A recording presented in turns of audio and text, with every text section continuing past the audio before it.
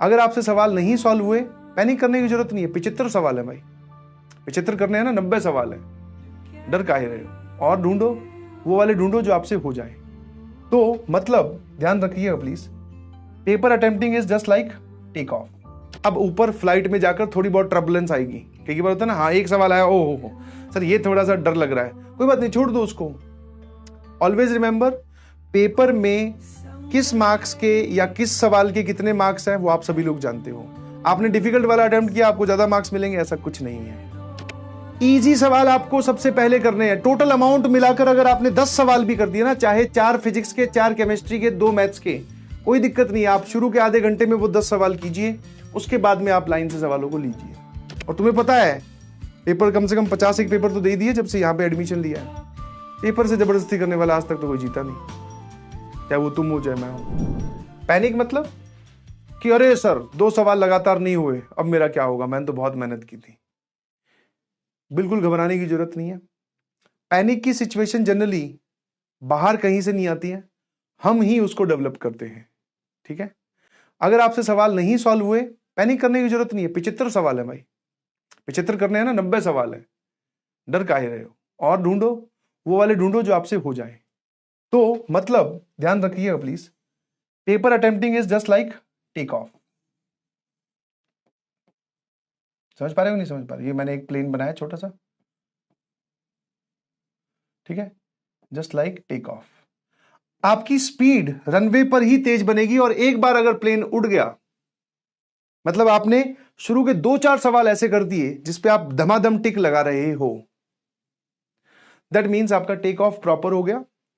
अब ऊपर फ्लाइट में जाकर थोड़ी बहुत ट्रबुलेंस आएगी, कई बार होता है ना, हाँ एक सवाल आया, ओ हो सर ये थोड़ा सा डर लग रहा है, कोई बात नहीं, छोड़ दो उसको। ऑलवेज रिमेंबर, पेपर में किस मार्क्स के या किस सवाल के कितने मार्क्स हैं वो आप सभी लोग जानते हो। आपने डिफिकल्ट वाला अटेम्प्ट किया, आपको ज्यादा मार्क्स मिलेंगे, ऐसा कुछ नहीं है। आसान सवाल ढूंढिए, और ऐसा बिल्कुल मत कीजिए जैसे जितने लोगों से बात हुई है कि पहले पूरी फिजिक्स, फिर पूरी केमिस्ट्री, फिर पूरी मैथमेटिक्स। ये स्ट्रेटेजी, यस बेटा, दिस इज 100% रॉन्ग। हाँ, पहले फिजिक्स में एंट्री लो, कोई बात नहीं, इसके सर 2 या 3 सवाल या 3 या 4 क्वेश्चन, अगर फिजिक्स आपकी फेवरेट है तो 4 से लेकर 5 सवाल क्वेश्चन सॉल्व करके एग्जिट ले लो, फिर यहां एंट्री लो। इसके भी सर 4 से लेकर 5 सवाल क्वेश्चन सॉल्व करके यहां से एग्जिट ले लो, फिर आप यहां से एंट्री लो। इसके अंदर मैथ्स में हो सकता है ऐसे अमाउंट आपको कम मिले, बट हां मिलेंगे। इसमें भी आप 2 से 3 सवाल सही करके फिर यहां से एग्जिट ले लो, फिर वापस फिजिक्स में चले जाओ। आप फिजिक्स में ही घूम रहे हो 1 घंटे तक, फिर केमिस्ट्री में 1 घंटे तक, तो ये आपकी खराब हो जाएगी। समझ में आया? हाँ। आसान सवाल देखकर नहीं पता चलते, मैक्सिमम तो देख के ही पता चल जाते हैं, बट हाँ, जो आपके टॉपिक से हैं, जो आपका वीक पार्ट है, सॉरी स्ट्रॉन्ग पार्ट है, जिसके क्वेश्चंस करना आपको अच्छा लगता है, वो आपके लिए आसान सवाल है। जाओ देखो, बड़ा सवाल, हाँ यार ये तो कर सकता हूं।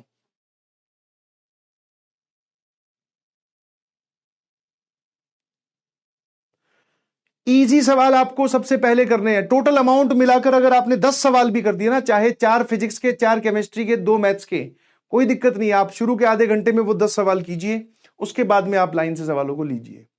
प्लीज ऐसा मत कीजिए कि पहले ही फिजिक्स में घूमे जा रहे हैं, लगे हुए हैं आंसर निकाल के छोड़ूंगा। नहीं भाई, ये एटीट्यूड छोड़ दीजिए, बिलीव मी आपके नंबर ज्यादा आएंगे। ठीक है, इसमें भी आसान सवाल होते हैं, आप वहां तक पहुंच ही नहीं पाते। समझ में आया? प्रॉमिस कीजिए कि आपको एक एक सवाल पता हो कि कौन सा कहां रखा हुआ है, कौन सा आसान सवाल है जिसको मैं छोड़ूंगा ही नहीं या छोड़ूंगी ही नहीं।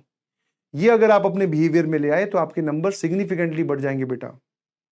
आपने सुना होगा बहुत सारे बच्चे ऐसे होते हैं, बहुत सारी इंस्पिरेशनल स्टोरी आपने सुनी होगी, कुछ बच्चे भी आपको ऐसे मिले होंगे कि सर मैं तो पूरा सिलेबस ही मेरा कंप्लीटेड नहीं था, बट फिर भी मेरे नंबर इतने आ गए। तो उनकी पेपर अटेम्प्टिंग स्ट्रेटेजी बहुत जोरदार होती है भाई। पेपर अटेम्प्टिंग स्ट्रेटेजी बहुत जोरदार होती है। तुम्हारी जो पेपर अटेम्प्टिंग स्ट्रेटेजी है वो इमोशनल है, फिजिक्स करता आया हूं, फिजिक्स ही करूंगा, इसके तो सवाल सही करके ही छोड़ूंगा।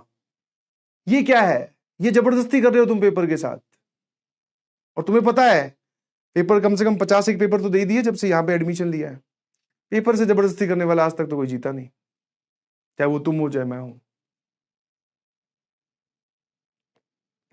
समझे?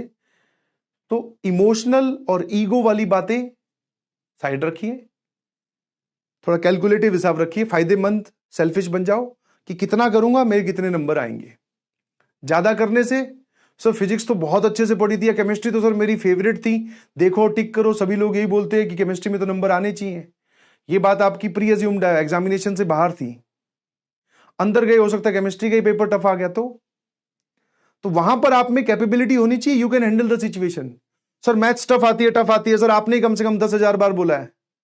पेपर सर अंदर गए तो देखा मैथ्स के तो सवाल ऐसे आए हुए हैं कि देखो और टिक करो, ऐसा आ गया तो।